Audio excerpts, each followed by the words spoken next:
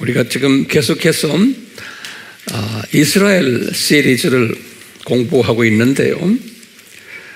지난 시간에는 그 첫째 날로 이스라엘이라는 그 민족이 또 그 나라가 이 창조 목적 학교의 조교팀들이었다라는 주제로 우리가 공부했어요. 이제 우리 공부는 계속해서 점진적으로 발전되기 때문에 항상 지난주에 우리가 무슨 공부를 했는지를 다시 한번 간단히 리뷰를 할 필요가 있어요. 지난 시간에는 이런 말씀을 제가 전했어요. 이 창조 목적 학교란 무엇인가?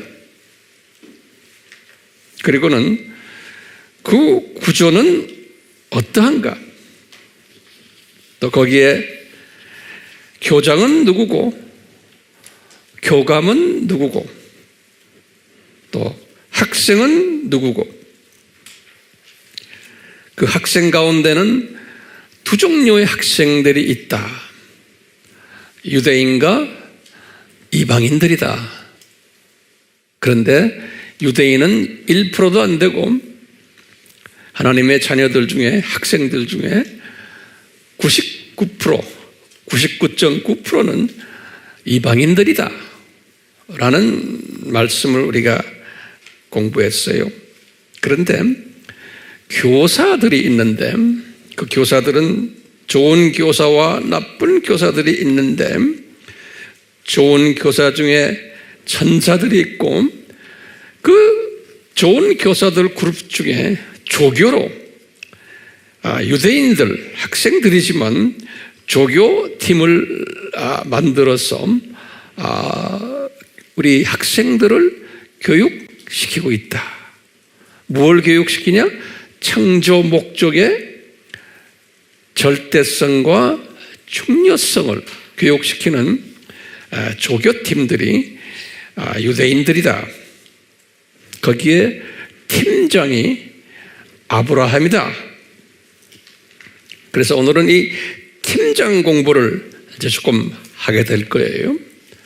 이 학교의 학과목들은 뭐냐? 우리가 7가지의 핵심 학과목들을 지난 시간에 제가 드렸어요. 그 중에 필수 과목은 아니지만 이스라엘 학이에요. 이스라엘 학을 저희들이 지금 선택 과목으로 공부하고 있어요. 이스라엘 학은 알아도 되고 몰라도 되는 거예요. 구원과 관계가 없어요. 그렇지만 알면은 요 7가지의 핵심 과목을 더 깊이, 더 넓게, 높게, 길게 소화할 수 있어요. 그러니까 우리의 영성이 더 커지고 넓어지고 높아지고 그래요. 그렇기 때문에 이 이스라엘 시리즈가 그런 의미에서 상당히 우리에게 필요한 거예요. 그러면 이 조교들이 어떤 방법으로 조교 사역을 하는가? 그러면은 이분들은 시청각 교육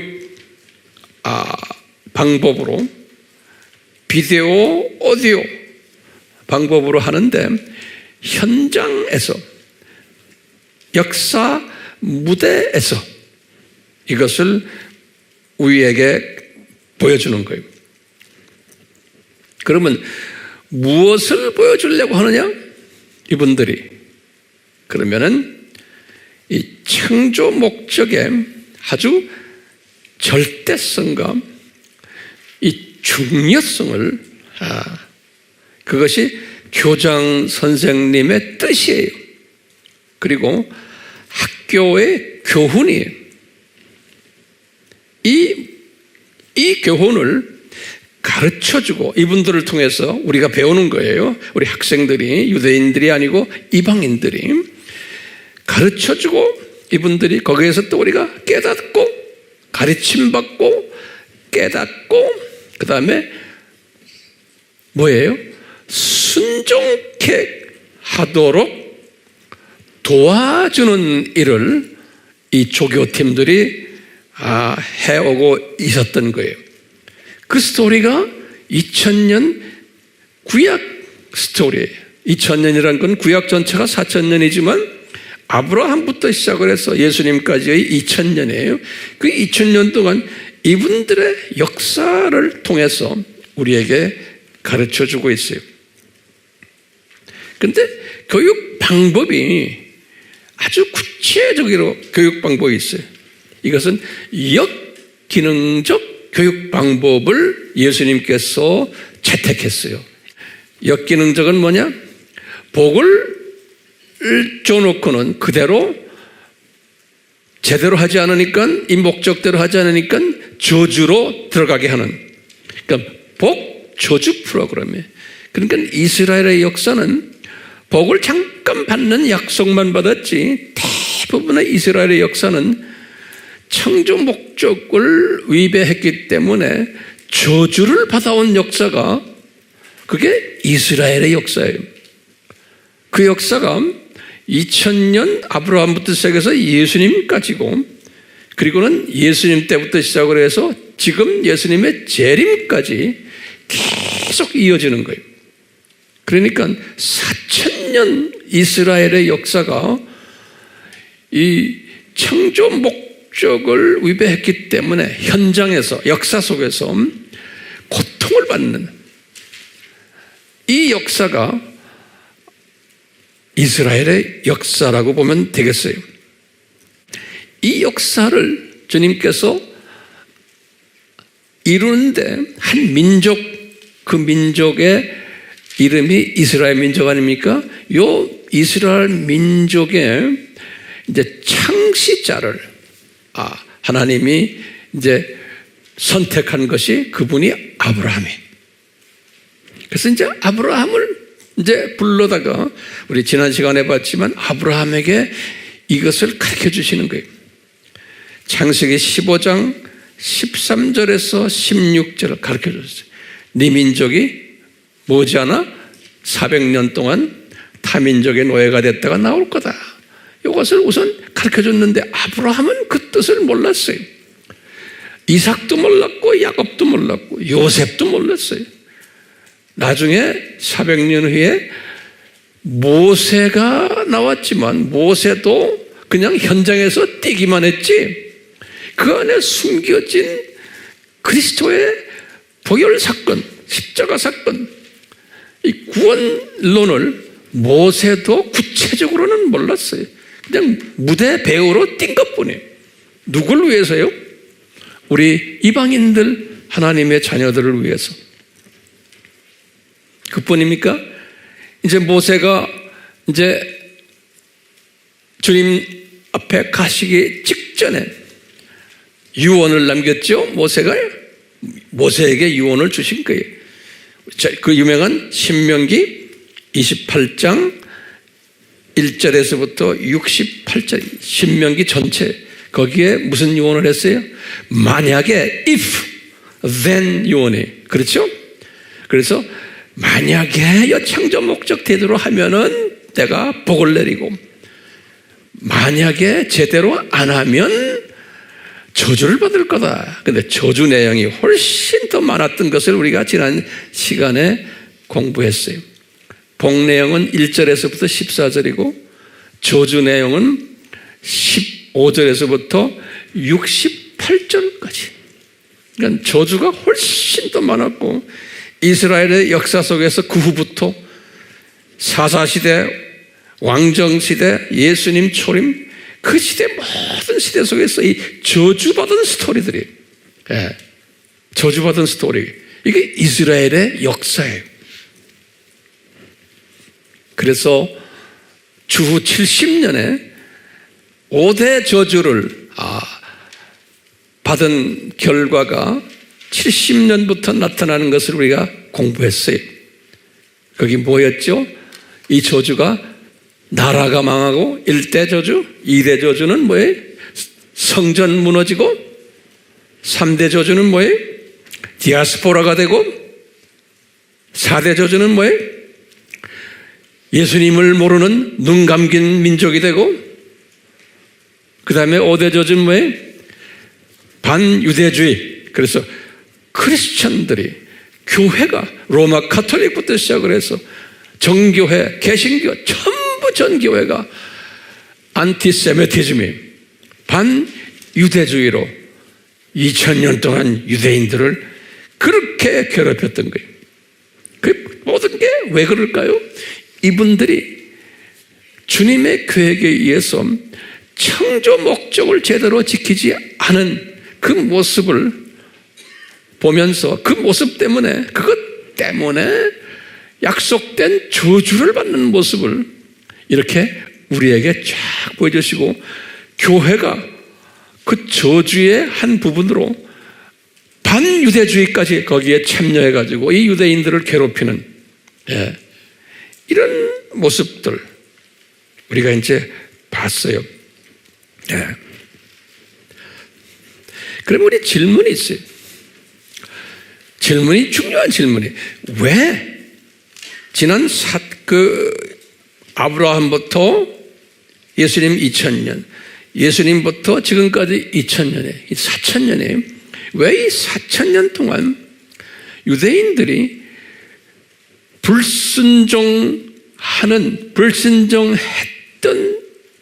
역사 무대를 우리에게 보여주셨나?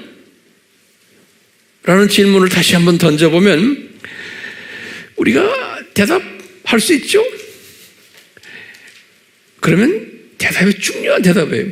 99.9%의 이방인 하나님의 자녀들에게 창조 목적의 절대성과 중요성을 첫 번째로 학교 교훈이 가르쳐주기 위해서, 그것만이 아니에요. 두 번째는 깨닫게 해주기 위해서요. 이 중요한 단어들이 가르쳐주기 위해서. 두 번째는 가르치기만이 아니에요. 깨달아야 돼. 깨닫게 해주기 위해서. 그 다음에 세 번째는 뭐예요? 순종케 해주기 위해서인 거예요. 그래서 이 이스라엘 족속들을 의도적으로 불순종하는 조교팀으로 주님께서 이렇게 만드신 거예요. 가장 중요한 게, 왜 창조 목적이 중요한가? 그렇게 이제 우리가 질문을 던지면 대답은 간단해. 왜냐하면 우리가 섬기는 삼위 하나님이 엘로힘이시기 때문에 그런 거예요. 다시 말하면 엘로힘이란 게 뭐예요? 성부, 성자, 성령 하나님이 창조자라는 의미, 엘로힘이에요. 그렇기 때문에 우리가 섬기는 삼위 하나님 이름이 창조자예요. 그렇기 때문에 이분의 마음이 거기에 있는 거예요. 창조의 목적에, 창조의 중요성에, 절대성에. 그렇기 때문에 이 조교팀들이 과거 아브라함부터 시작해서 예수님까지 2000년 동안 열심히 창조 목적을 위배해가지고 고생을 엄청나게 하는 그 이야기가 이제 신약에 와서 기독교인들에게 사도 바울이 편지 속에서 그것을 우리에게 가르쳐 준 거예요. 우리 크리스천들아, 유대의 역사를 봐라. 이분들이 이렇게 했단다. 이와 똑같이 우리 크리스천들도 이런 짓을 할 거다 라는 것을 사복음서에도 예수님이 말씀하셨고, 또 바울 서신에도 항상 이야기했어요. 그러니까 교회 생활이라는 것은 뭐냐? 소위 기독교인들이 어떻게 사는 게 기독교인이냐? 열심히 예수님을 믿지만 이 세상에 살면서 유대인들처럼, 구약의 유대인들처럼 창조 목적을 제대로 안 지키면서 살게끔 되어 있다는 거예요. 하나님의 백성들이. 그래서 혼쭐이 나는 이야기, 교회 시대에 그 혼쭐 나서, 혼쭐 때문에, 어려움 때문에 창조 목적을 찾으려고 하는 그러한 삶의 스타일이 크리스천 삶이라는 거예요. 네, 그러니까 우리는 이 세상에서 뭐 잘되고, 이 세상에서 내가 편하게 살고, 이 세상에서 평강 누리고, 이 세상에서 성공하고 하는 그것이 기독교인 삶이 아니라는 거예요. 기독교인 삶이라는 건 창조 목적을 훈련받기 위해서 이 땅에 던져진 분들이라는 거예요. 그래서 창조 목적을 제대로 지키지 않아서 아주 생고생을 하는 삶이 기독교 삶이라는, 기독교인의 삶이라는 거예요. 자, 그렇기 때문에 우리가요, 이것을 바울도 그렇고 예수님도 그렇고 베드로도 그렇고 이것을 강조하는 게, 우리가 이 세상에 나그네로 와가지고 창조 목적 훈련을 받으러 왔는데, 창조 목적 훈련을 받는데 그 모델이 어디 있느냐? 요 조교팀들이 보여줬다는 거예요. 구약에서 조교팀들이. 알겠어요? 그래서 이 조교팀들이 보여줬는데 그것을 신학 용어로 제가 여기다 적어놨어요. 바울이 말했어요. 신학 용어로 요 5가지 용어들이 있어요. 신학 용어로요. 그것을 어떤 때는 바울이 항상 말해요. 구약의 이스라엘 사람들이 예표로 보여줬다는, 예표라는 거예요. 그래서 이제 영어로는 타이프라고 그래요. 그래서 영어까지 같이 적어요. 예표로 우리에게 보여줬다는 거예요. 그러니까 구약 스토리가 굉장히 중요한 거예요. 우리에게 예표로 보여줘요. 우리라는 게 누굽니까? 이방인 하나님의 자녀들이에요. 그렇죠? 또는 섀도우, 그림자로도 보여줬다는 거예요. 그분들이 하는 행동을 통해서 그분들의 역사가 우리에게 그림자로 보여주는 거예요. 히브리서 8장 5절에 그림자란 단어가 나와요. 그 다음에 히브리서 8장 5절에는 또 모형이라는 단어가 나와요. 카피, 그래서 카피.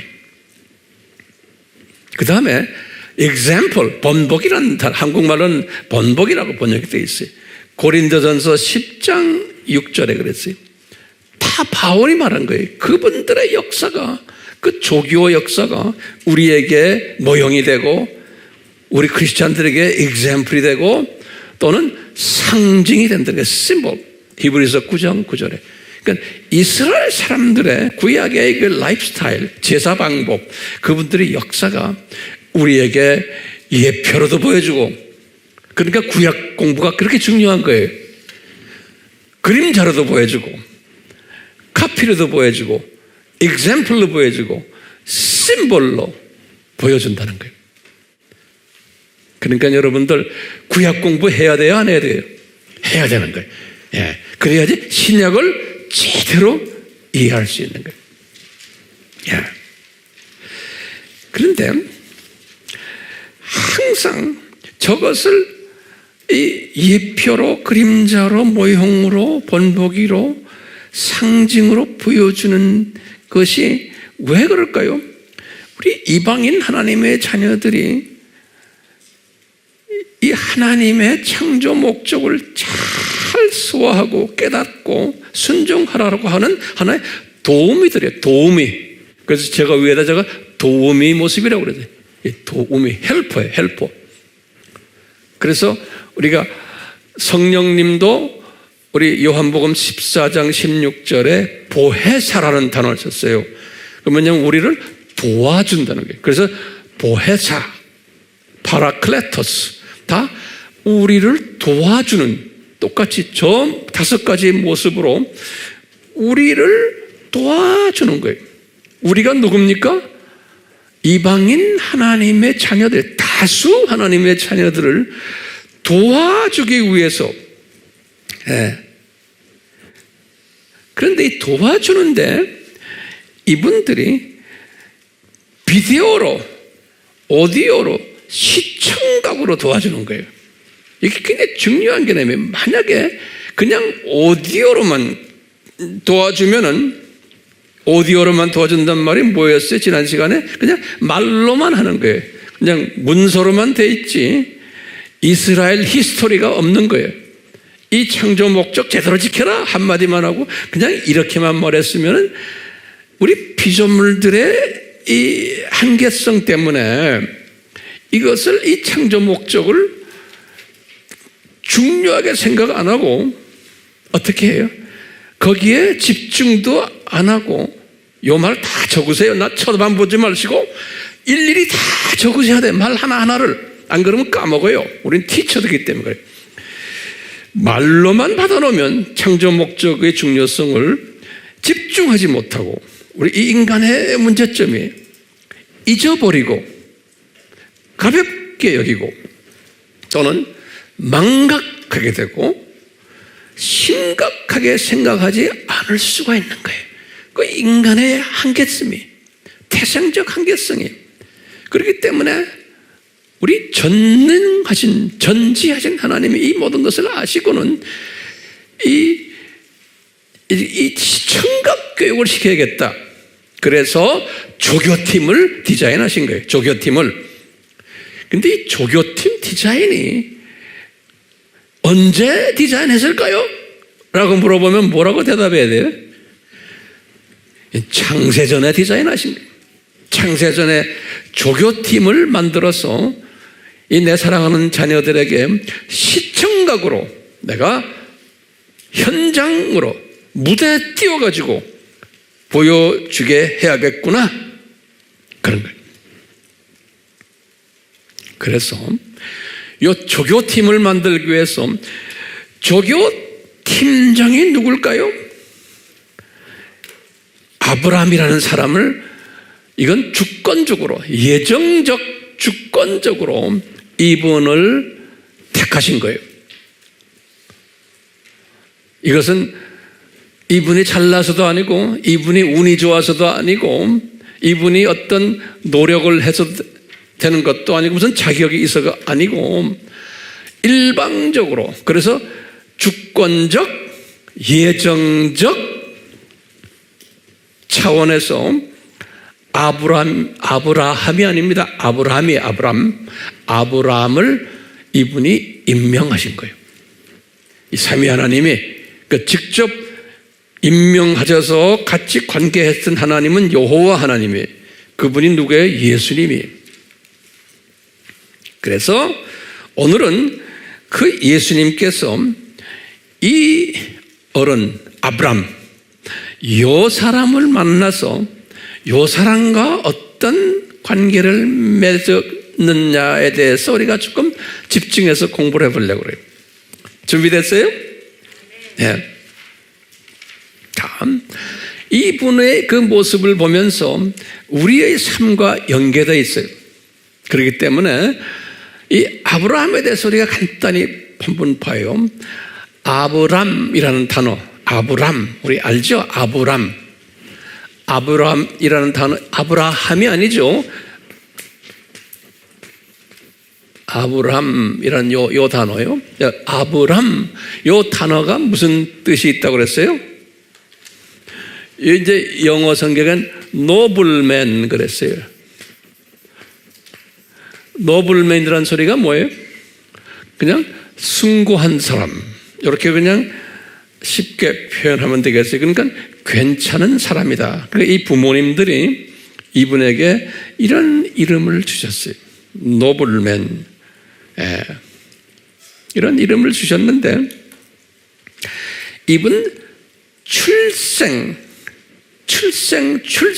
배경을 한번 잠깐 보면요. 이분이 어떻게 태어났나. 그래서 제가 여기다 도표를 그렸어요. 항상 이 역사적인 도표를 우리가 공부했지만 또 하나하나 정리돼요. 노아가 3058년에 태어났어요. 노아가 태어난 거예요. 노아 600세 때에 홍수가 났어요. 홍수가 난 게 2458년에 600세 때 홍수가 났는데 이미 홍수 전에도 노아가 아들 세 분을 가지고 계셨어요.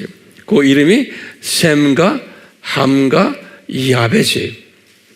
이 세 분의 이름 순서대로 우리가 알고 있죠. 여기 창세기 10장 1절에 그렇게 기록되어 있어요.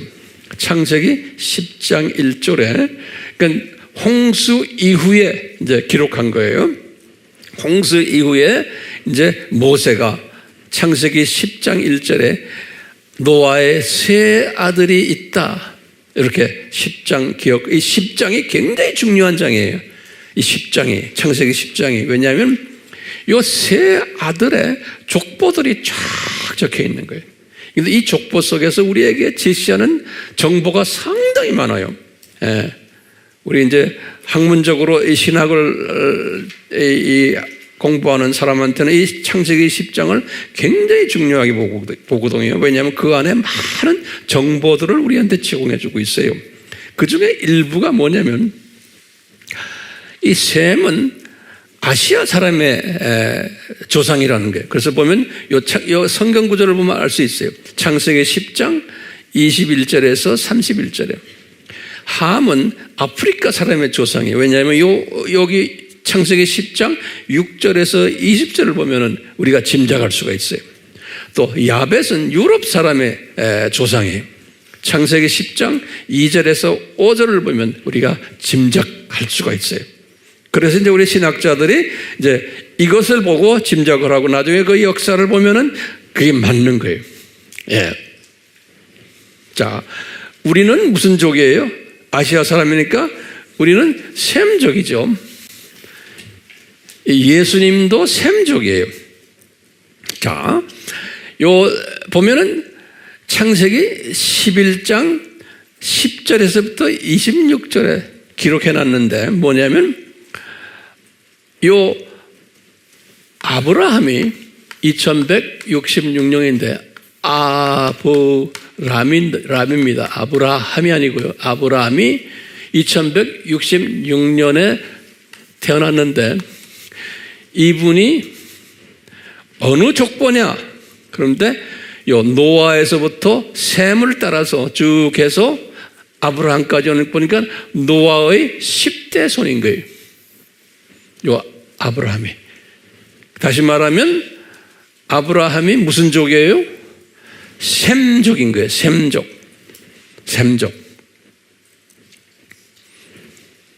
그래가지고 우리 이어서 나오지만 요 아브라함 때부터 시작을 해서 우리 마태복음 1장 1절에서부터 17절에 나오죠.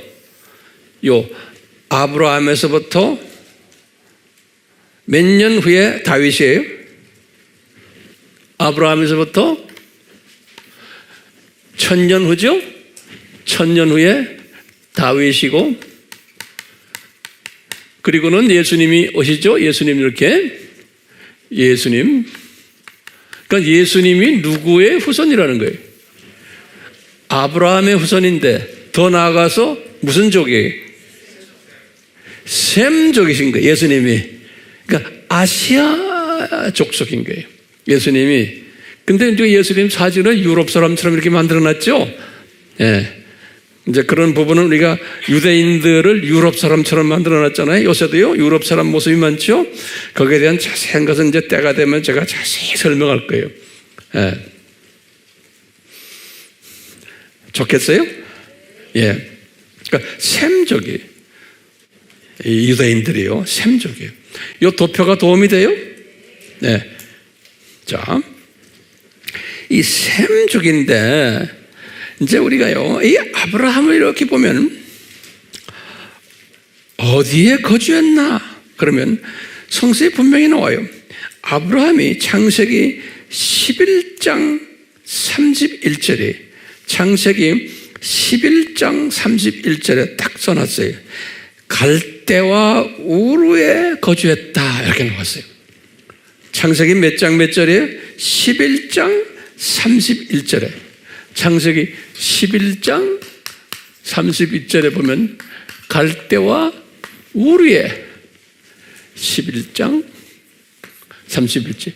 갈대와 우르가 어디냐면요. 지도를 이렇게 보시면 우리 다 공부했지만 또 보세요. 여기 지금 오늘날 이락이거든요. 이락. 여기 이락이에요. 이락에 여기 이란이고 여기 이제 이란이고 페르시아고 여기 이락이거든요. 요 이락에 여기 지금 페르시아만이고 여기에 강이 있죠. 우리 알죠? 이게 무슨 강이에요? 이게 유브라데 강이죠. 그 다음에 이 강은 무슨 강이에요? 디그리스 강이죠. 유브라데 강이 이렇게 흐르고 디그리스 강이 이렇게 흐르는데 요 요 페르시아만, 요 지방을, 만 가까이 있는 요 지방을 갈대아 지방이라고 그러는 거예요. 갈대아 지방, 요 동네.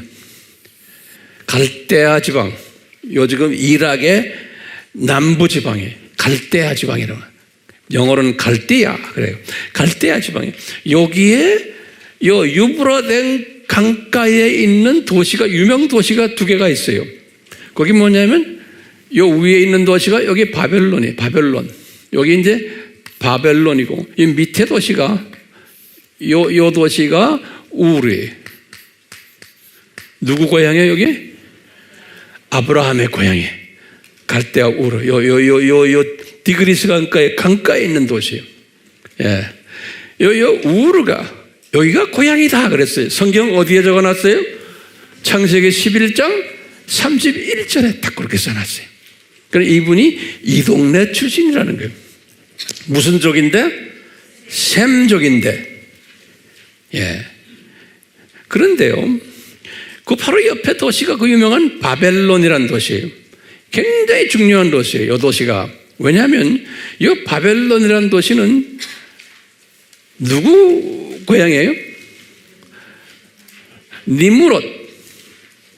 다시 말하면 바벨탑을 세운 곳이에요, 여기가. 예.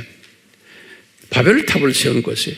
그러면 성서에 보면요, 이 니므롯은 지금 창세기 10장에 다 정보가 있어요. 니므롯은 어떤 분인가 하면 성서에 그랬어요. 니므롯은 함의 후손이다 그래서 함. 여기 지금 함이 있죠, 여기 함. 두 번째 함의 후손이에요. 니므롯은 보면은 요 함에서 함이 네 아들을 뒀어요. 창세기 10장 7절에서 8절에 써놨어요. 첫 번째 아들이 구스예요. 이 구스는 에티오피아 지역을 구스라고 그래요. 지금도 쿠샤이트 그래요. 지금도 그 동네는 쿠샤이트 그래요. 구스고, 그 다음에 이 애굽 사람들을 미즈라임 그래요. 이거 이제 다 기억하셔야 돼요. 나중에 제가 이제 더 깊이 이야기할 때 이걸 알아야지만 여러분들이 소화할 수 있어요. 미즈라임, 한번 발음해 보세요. 미즈라임 하면 어느 나라에? 애굽이에요. 항상 미즈라임 하면 애굽으로 생각하셔야 돼요. 지금도 그래요. 지금도. 그 다음에 붓이라는 나라는 리비아예요. 리비아. 그 다음에 가나안. 이렇게 이제 네 아들을 낳았어요. 함이. 이 창세기 10장에 보면 10장 7절에 보면. 그런데 성경에는 그 네 아들 중에서 누구한테 초점을 맞추냐면요, 구스에게 초점을 맞추세요. 구스에게. 왜냐하면 구스가 아들을 6을 낳았어요. 성경에 보면 조금 8절에 보면 이 아들을 6명을 낳는데 6명을 그 중에 6번째 아들이 니므롯이다 그랬어요.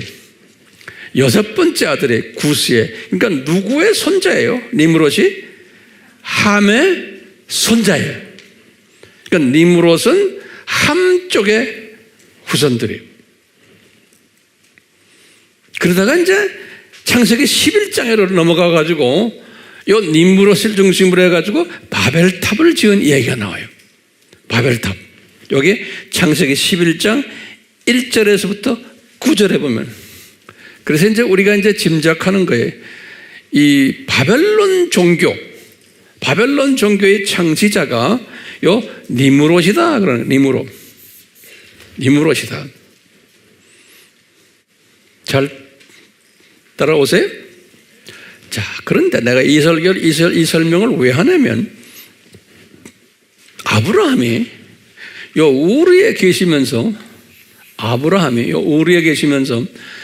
아브라함과 그 아버지 테라나 온 가족이 바벨론 종교를 믿었던 분들이에요.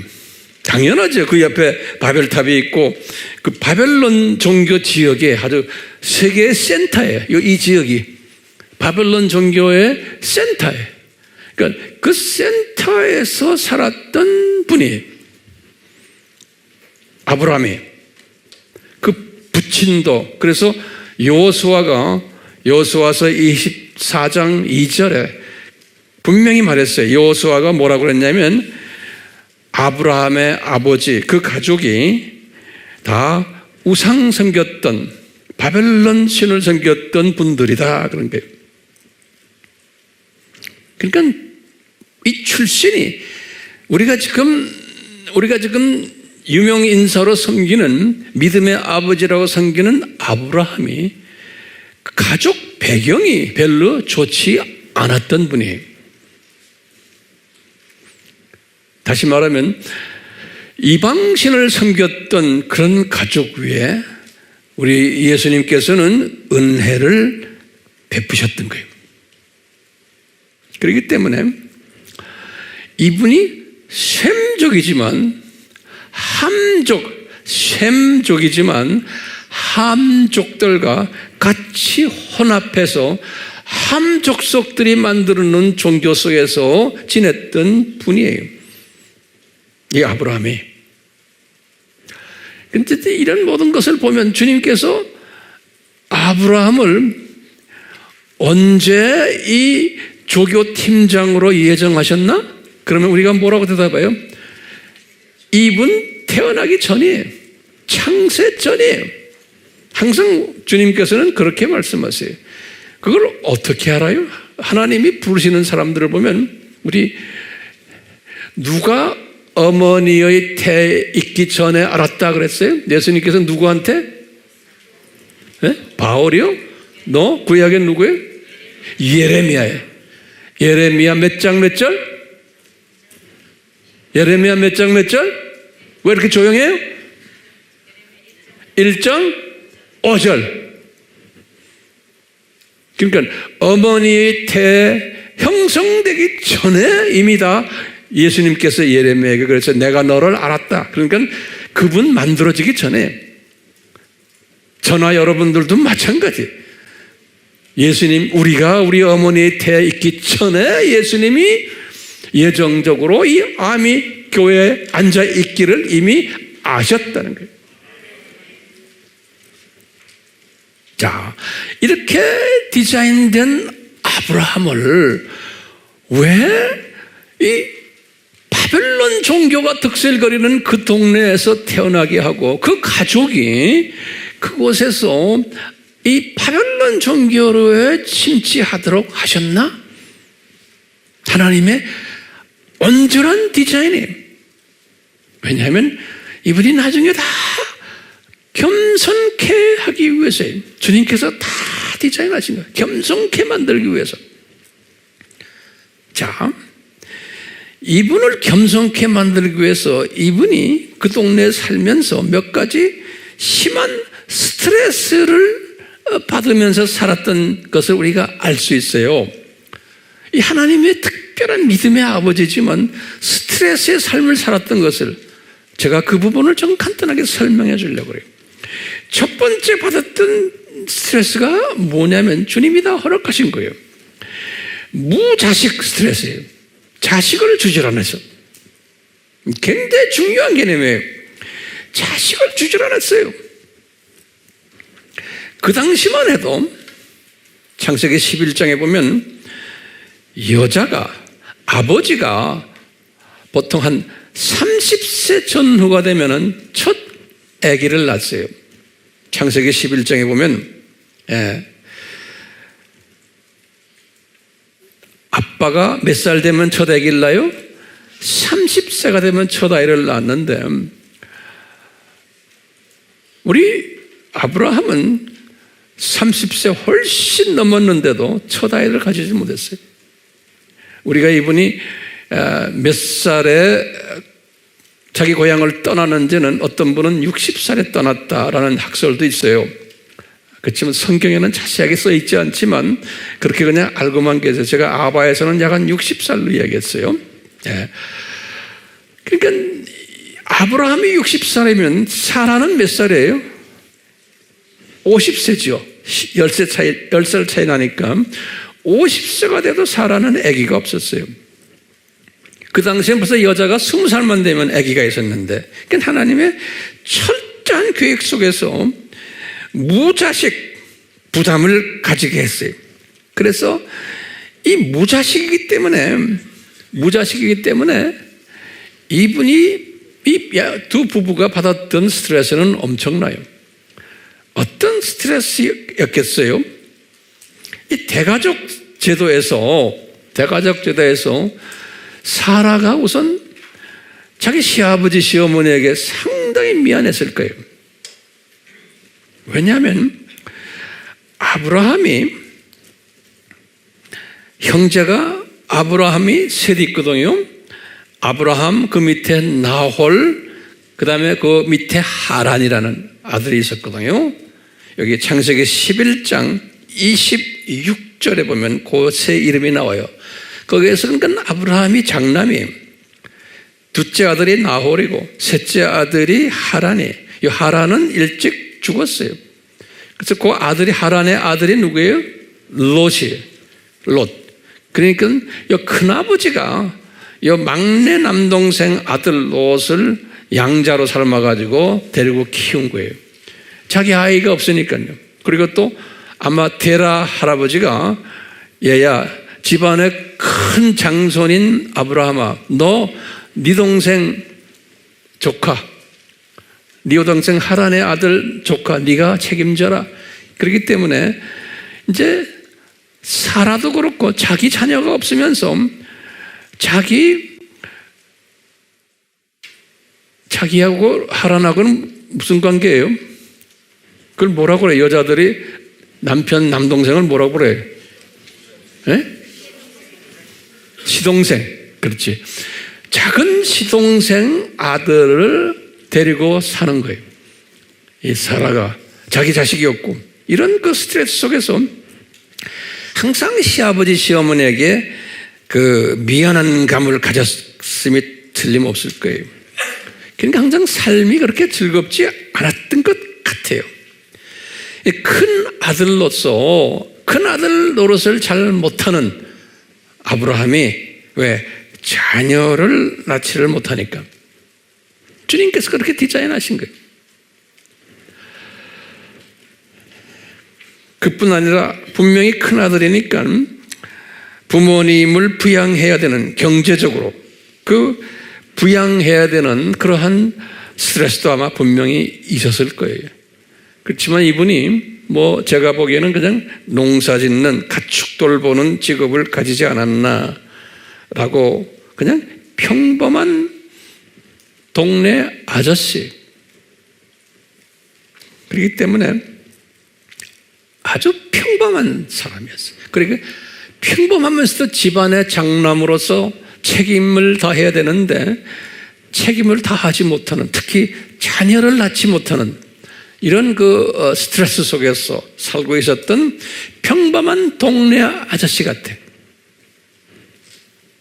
그렇기 때문에 특별히 비전도 없고 교육 수준도 별로 없었을 테고, 꿈도 없고 해외여행도 생각도 못하는 이러한 평범한 그냥 시골 아저씨였다라고 상상하면 되겠어요.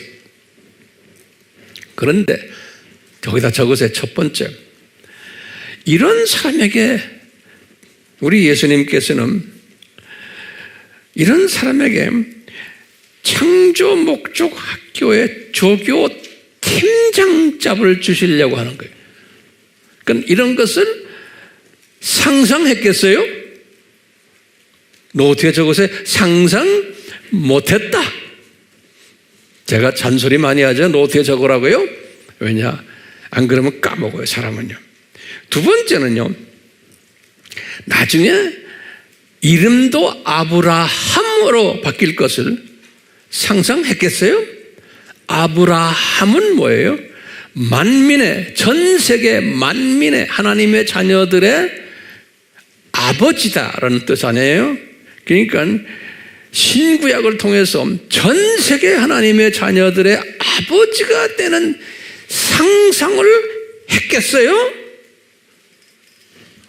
특히 그 와이프 사라는 본래가 사레죠. 그냥 이쁜 공주 이름이에요.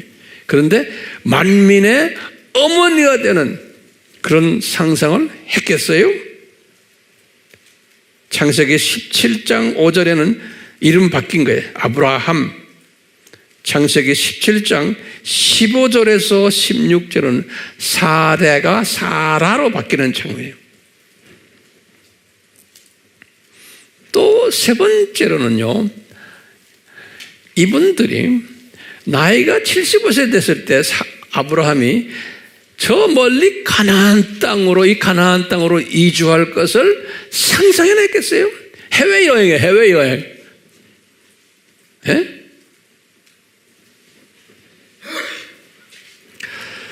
뿐만 아니라 네 번째로 이 자기네가 믿고 있는 바벨론 종교의 바벨론 종교의 신을 믿고 있었던 분들이 갑자기 다른 신이라고 하는 여호와께서 나타난 거예요. 그분에게 그때 분명히 천사의 모습이나 안 그러면 사람의 모습으로 나타났을 걸로 짐작을 해요. 아브라함에게 나타났어요. 예. 이 나타난 것, 다른 종교의 신이 나타난 것 상상해나 했겠어요? 예. 뿐만 아니라 이분들이 자식도 없는 사람들인데 이분들이 나중에 히브리인들의 조상이 된 거예요. 이분들이 이스라엘 사람들의 조상이 된 거예요. 유대인들의 조상이 된 거예요. 이거 상상이나 했겠어요? 못했죠. 게다가 이분들이 예수님의 조상이 될 것을 상상이나 했겠어요? 내가 볼 때는 꿈도 꾸지 않았었을 것 같아요. 네, 꿈도 꾸지 않았었던 분들이. 그런데 누구는 이것을 상상하고 이미 디자인했어요? 누가? 여호와 하나님이, 예수님이 이미 다 창세전에 이분이 이런 사람이 될 것을 이미 다 디자인하신 거예요. 그런데 본인들은 몰랐던 거예요. 이것이 우리의 삶 속에서 그대로 적용이 돼요. 자, 저는 이 말씀을 이렇게 묵상하면서 솔로몬이 깨달은 것을 여러분들과 나누려고 해요. 솔로몬이 깨달은 것을. 다시 말하면 이 하나님의 때가 찼기 때문에 이제 예수님께서 이분에게 나타나신 거예요. 갈대와 우르에. 자, 그래서 보시면 이 굉장히 중요한 개념이니까 보세요. 솔로몬도 완전히 회개를 한 후에 전도서를 쓸 때 이 말씀을 받은 거예요. 이 전도서 우리 3장 1절 아주 유명한 장이죠. 이거 여러분들 잘 들으셔야 돼요. 솔로몬이 전도서 3장 1절에 그랬어요. 하늘 아래 모든 것에는, 그러니까 하늘 아래의 모든 것에는, 이거 굉장히 중요한 개념이, 모든 것에는 시기가 있다는 거예요. 그리고는 모든 목적에는 때가 있다, 이렇게 써놨어요. 굉장히 중요한 말이에요. 이걸 내가 설명해 드리려고 그래요. 준비됐어요? 다시 봐요. 모든 것에는 뭐가 있다? 시기가 있고, 모든 목적에는 때가 있다는 거예요. 단어들이 하나하나가 중요해요. 그래서 제가 이 구약은 무슨 언어로 되어 있어요? 히브리어로 되어 있어요. 그래서 제가 히브리어 성경이 있거든요. 히브리어 성경을 열고는 이걸 자세히 봤어요. 보니까 요 시기라는 단어를 히브리어 성경에는 뭐라고 써놨냐면 제만이라고 써놨어요. 제만. 요 시기라는 단어를. 예? 그래서 요 제만이라는 뜻을 헬라어로는 뭐라고 써있냐면 크로노스라고 되어 있어요. 여러분들 크로노스라는 말 들었죠? 예. 그리고 영어로는 뭐라고 번역해놨냐면 시즌이라고 번역해놨어요. 그러니까 이 번역들이 아주 까릿까릿해요. 그래서 이 신약에 와서 이 번역을 또 번역가들이 잘못 번역했어요. 제가 보니까, 제가 원어를 보면서 이렇게 쫙 비교해 보니까. 자, 그 신약에 잘못 번역한 건 제가 오늘 다루지 않아요. 예. 자, 보시면, 요 크로노스라는 단어를 썼어요. 그 다음에 보시면, 모든 목적에는, 요 목적이라는 걸 내가 원어를 딱 보니까 뭐라 썼냐면, 캐펫이라는 단어를 써요. 캐펫. 목적이라는 단어가요. 그래서 캐펫을 내가 다시 딕셔너리를 사전을 들여다봤어요. 캐펫가 무슨 뜻인가? 그랬더니 거기다가 이제 영어로 써놨어요. 제가 보는 건 다 영어 책들이거든요. 보니까 delight 이렇게 써놨어요. delight이 뭡니까? 즐겁다란 뜻이에요. 그 다음에 캐펫을 또 wish, 소원, 또 desire, 소원 이렇게 써놨어요. 캐패치를 설명해놨어요. 그래서 내가 참 그걸 가지고 묵상했어요. 어떻게 한국말로는 목적이에요. 그런데 어떻게 목적을 여러 캐패치인데 어떻게 이 번역가들이 목적이라고 말했을까? 그 속에 숨긴 게 delight, wish, desire. 여기 다시 말하면 이 목적이라는 것은 더 깊은 의미에 하나님의 무슨 뜻이 있고 목적이 있는데 그 목적을 이루는데 그 목적 속에 뭐가 들어있냐면 하나님의 기쁨이 들어있는 거예요. 잘 따라하세요. 그거 적어놓으세요. 하나님의 목적 속에 창조 목적이 하나님의 목적 속에 하나님의 기쁨, 하나님의 소원이 숨겨져 있는 게 그냥 막연한 목적이 아니에요. 오케이? 근데 그 목적에는 때가 있다 그랬어요. 근데 이 때를 딱 제가 원어를 들여다보니까 히브리어로는 에스라고 그랬어요. 에스. 요걸 다시 헬라어 원어를 제가 들여다보니까 요건 카이로스라고 써놨어요. 카이로스. 영어로는 타임이라고 써놨어요. 어려워요? 요거 내가 설명을 해드려야 돼. 그러니까 이것은 우리가 영성을 가지고서 이 안에 숨겨진 하나님의 뜻을 내가 잘 그걸 소화를 해야 돼요. 이거 보세요. 지금 우리가 아브라함을 들여다보면서 이거 봐요. 아브라함을 지금 방문해서 예수님이 고향을 이제 가서 부를 때 아브라함에게 이 시기가 있었던 거예요. 아브라함 다시 말하면 이걸 내가 다시 크로노스라는 말은 무슨 소리인가 하면 크로노스라는 뜻이 뭐냐면 요거 잘 기억하세요. 우리 구약에서 보면 역대기, 역대상, 역대하 이게 나오죠. 그 역대상, 역대하를 크로니클이라는 발음을 써요. 크로니클. 본래는 Chronicles, First Chronicles, Second Chronicle 그래. 이걸 한국말로 역대 이렇게 번역. 이 Chronicle이라는 이 뜻이 이게 다 헬라 말에서 나온 말이거든요. 크로노스라는 뜻이 뭐냐면요. 크로노스란 말은 거기다 적어놓으세요. 역사적으로 그냥 평면적인 개념이에요. 다시 말해 이 시간적인 개념이에요. 이 크로노스는 역사에. 그러니까 역대기가 뭔가 이스라엘 역사를 적어놓은 게 역대기 아닙니까? 똑같이 역사에 그러니까 평면적인 시간 흐름이에요. 평면적인 시간 흐름을 말할 때 여기 크로노스 그래요. 크로노스. 그러니까 모든 하늘 아래의 모든 것에는 역사적인 흐름이 있다는 거예요. 요 시기가 있다 그런 말은요.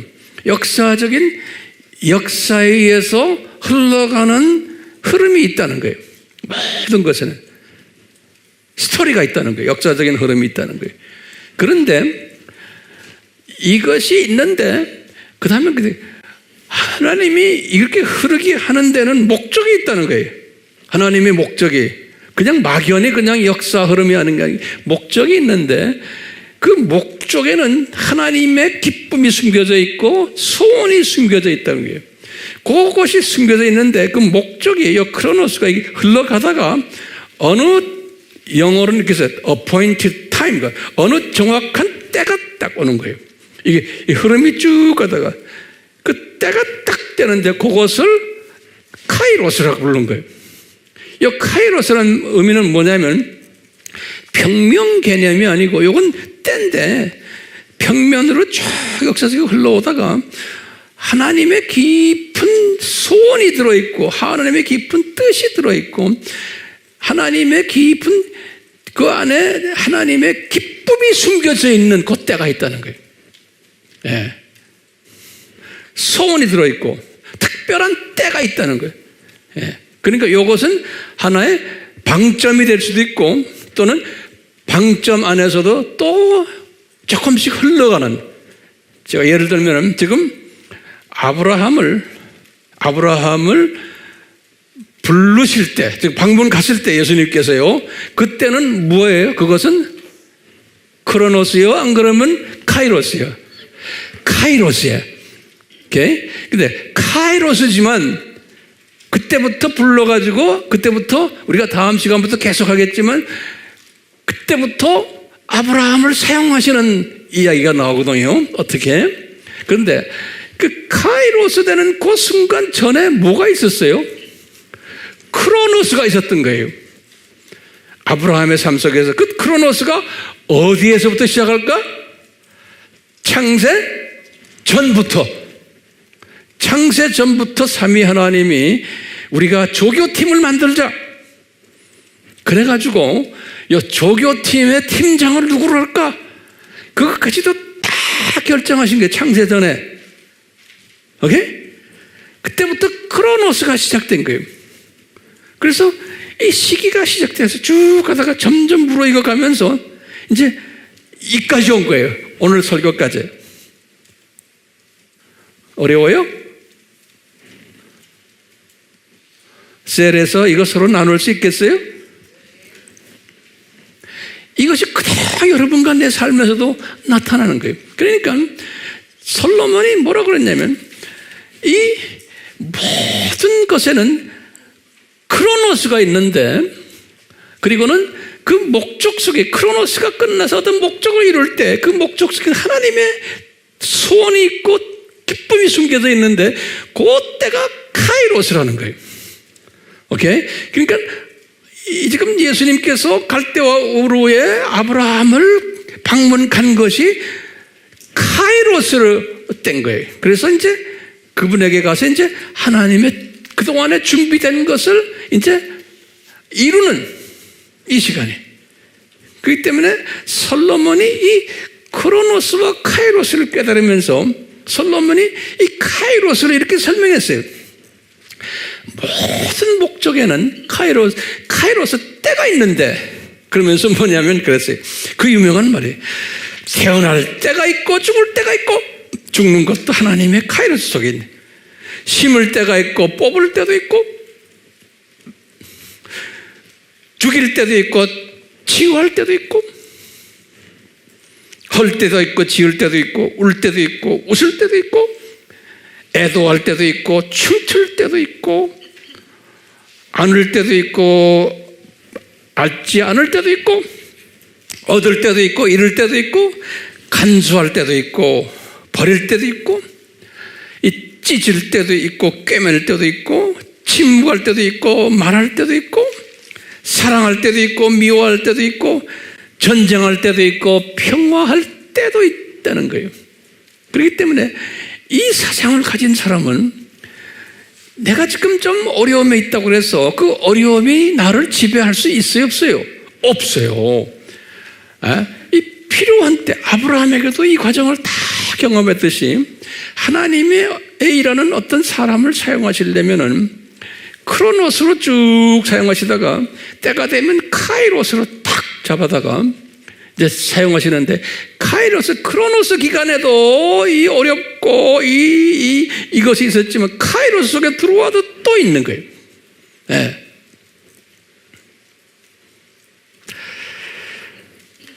자, 이런 과정을 보시면서 이 아브라함이 이제 예정된 아브라함이 카이로스가 되어서 이제 그 예정이 지금 어떻게 됐어요? 이제 실제로 이분에게 보이기 시작하는 거예요. 그러면서 이 카이로스 타임에 딱 오셔가지고 아브라함에게 하시는 말씀이 기가 막힌 말씀이에요. 얘야, 너 지금 우상 섬기고 있지? 내가 너한테 명령 하나 하겠다 그러는 거예요. 근데 이분이 이 명령을 잘 들었어요. 자기가 생각할 때는 다른 이방신이에요. 이방신이 와서 뭐라고 명령해요? 창세기 12장 1절이 뭐냐 그러냐면, 얘야, 너 내 고향 떠나라. 너 내 친척도 떠나라. 너 내 아버지의 집 떠나라. 부모님 떠나라는 거예요. 그러면서 내가 보여줄 땅이 있는데 그리로 가라 그러는 거예요. 창세기 12장 1절이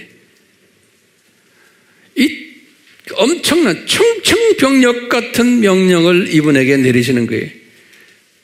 근데 기가 막힌 게 이분이 못하겠습니다 하질 않았어요. 왜 그럴까요? 내가 한번 물어볼게요. 왜 이분이 천년 생각도 안 했던 외방인이 와가지고, 외방신이라고 하는 분이 와서 이런 명령을 내릴 때 못하겠습니다 라고 하지를 않았을까요? 제가 볼 때는 이분이 하나님의 철저한 카이로스 속에 들어와 있기 때문에 그런 거예요. 예정 속에 들어와서 이제 카이로스의 타임이 됐기 때문에 성령님이 그분의 마음을 딱 잡은 거예요. 못하겠습니다. 못하는 거예요. 예. 거기에다 대고 예수님이 그 유명한 아브라함과의 계약을 하시는 거예요. 그 유명한 아브라함과의 계약이 2절에서 3절에 너 앞으로 큰 민족을 이루게 될 거고 내가 너에게 복을 줄 거고 네 이름도 아주 위대하게 되고 네가 복의 근원이 될 거라는 거예요. 엄청난 말씀을 하시는 거예요. 그리고는 너를 축복하는 자들에게 내가 복을 주고 너를 저주하는 자들에게는 네가 네가 말한 저주를 그들이 받을 것이라는 거예요. 그래서 너를 통해서 세상의 모든 족속들이, 그 하나님의 백성들이 복을 받을 것이라는 거예요. 기가 막힌 이 아브라함과의 계약을 하시는 거예요. 그러니까 이분이 하나님의 카이로스 타임에 들어왔기 때문에, 이 말은 뭐냐면 하나님의 예정 속에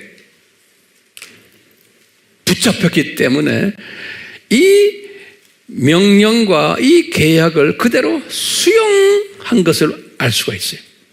이분이. 그렇기 때문에 이분은 자기의 의지로 수용한 것도 아니고 또는 예수님이 강제로 수용케 한 것도 아니라고 저는 보고 있어요. 그러니까 철저하게 하나님의 카이로스 타임에 은총을 베풀었기 때문에 그러니까 이 주님이 사용하시는 하나님의 자녀들은 하나님의 크로노스라는 훈련 기간이 있어요. 준비 기간이 있어요. 그 다음에 이제 때가 되면은 카이로스가 돼가지고 이제 불러서 그때부터 사용하시는데, 그때 되면 카이로스에 있는 예정 안에 있는 사람은 잔말 없어요. 그냥 순종을 하도록 성령님이 이끄세요. 성령님이. 예. 그러니까 성령님의 이끄심을 받은 자는, 다시 말하면 예정 속에서 불림을 받은 자는 성령님의 이끄심에 순종하게 되어 있어요. 내 의지가 아니에요. 예. 그렇기 때문에 우리가 히브리서 11장에서 믿음장을 이야기할 때 히브리 기자가 이 아브라함의 그 카이로스 때에 받았던 믿음을 설명하는 게 있어요. 11장 8절에 그 유명한 말씀이에요. 우리 조상 아브라함은 믿음으로 장차 유업받을 땅을 떠나라는 부름을 받았을 때 순종하여 어디로 가야 하는지도 모르면서 떠났다는 거예요. 이 믿음. 네. 그렇기 때문에 이 믿음, 이분이 이 믿음은 이게 우연한 것도 아니고 그냥 이분이 잘나서도 아니고 이건 철저한 하나님의 예정 안에서 때가 되어서 이분이 받았던 그 믿음이 신기하게도 이분이 이 믿음을 딱 받았을 때 이제 부모님에게도 말을 했을 테고 조카 롯에게도 말했을 거고죠. 우리 떠나자. 그럴 때 놀랍게도 이분들도 사라도 반대하지 않았던 게 놀라운 거예요. 그러니까 집안의 한 어른이 이 믿음을 가졌기 때문에 그 믿음이 가족들에게도 그냥 전수된 거예요.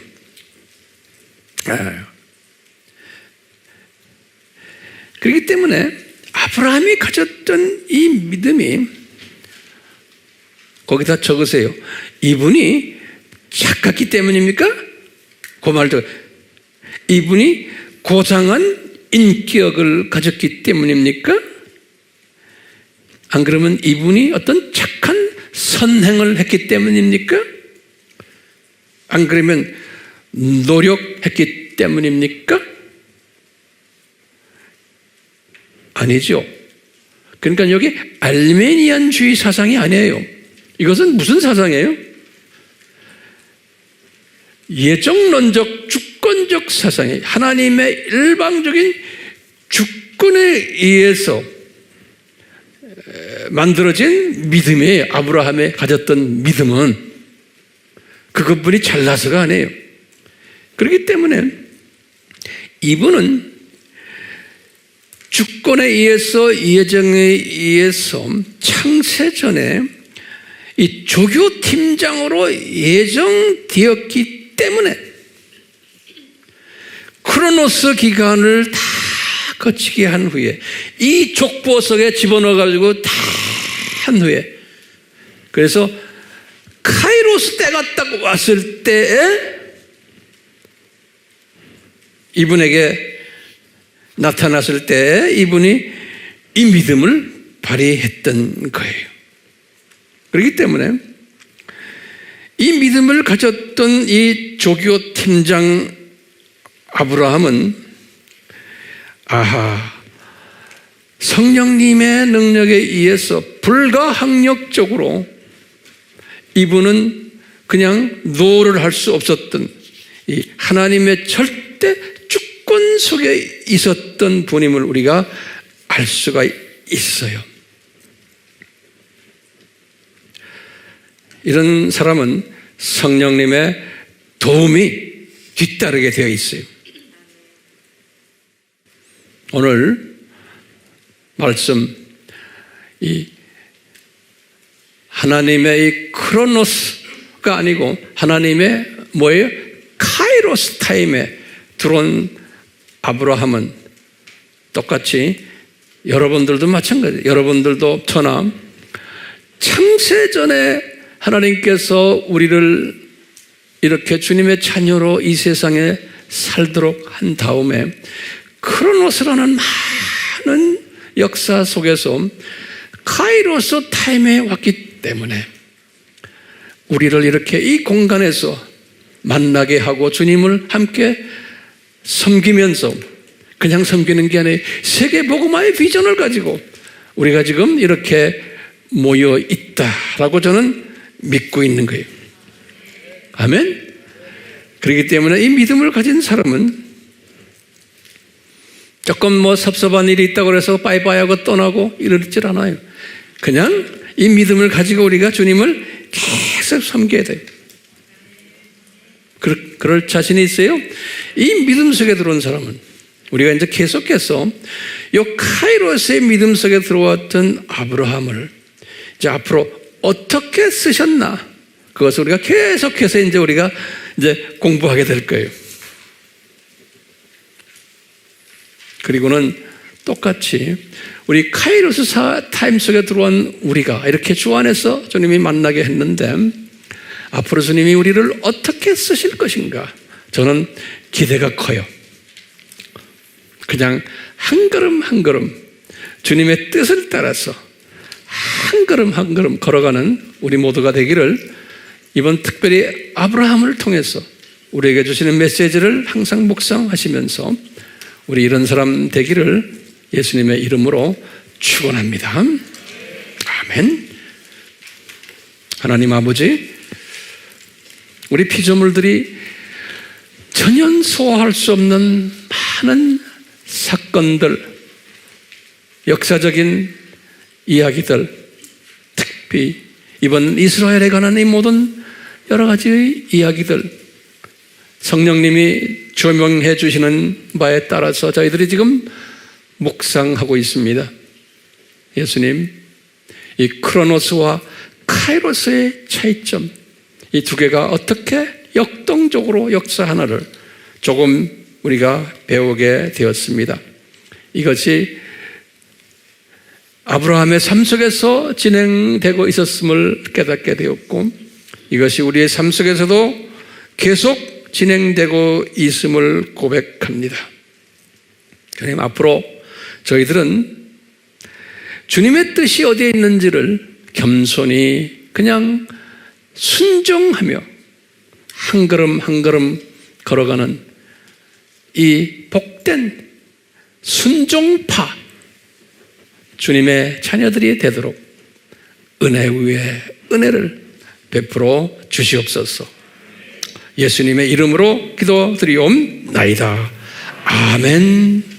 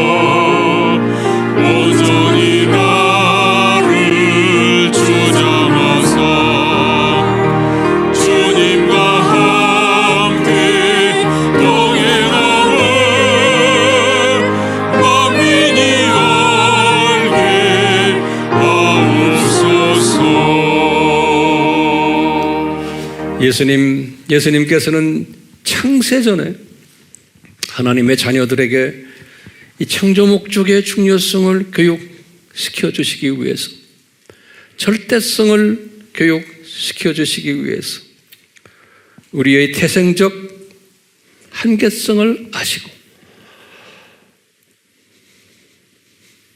이 조교팀을 디자인하시고 조교팀장 아브라함을 이미 예비하시고 크로노스의 타임 속에서 계속 준비하셨다가 이제 카이로스의 타임에 와서 이분을 부르시는 장면을 오늘 간단히 섭렵했습니다. 주여, 이 섭렵 속에서 우리에게 지혜와 총명을 주셔서 영적 분별력을 주셨어. 이제 30배, 60배, 100배의 영감을 더 주셨어. 이 말씀 속에서 우리가 더욱 성숙된 시대 분별력을 가지는 지혜자가 되도록 은혜 베풀어 주시옵소서. 지금 이 시간은 예수 그리스도의 무한하신 은혜와 하나님 아버지의 극진하신 사랑하심과 성령님의 끊임없이 기름 부어 주심이 우리의 삶을 지배하도록 넘쳐나도록 주실 것을 우리 예수님의 이름으로 축원하옵나이다.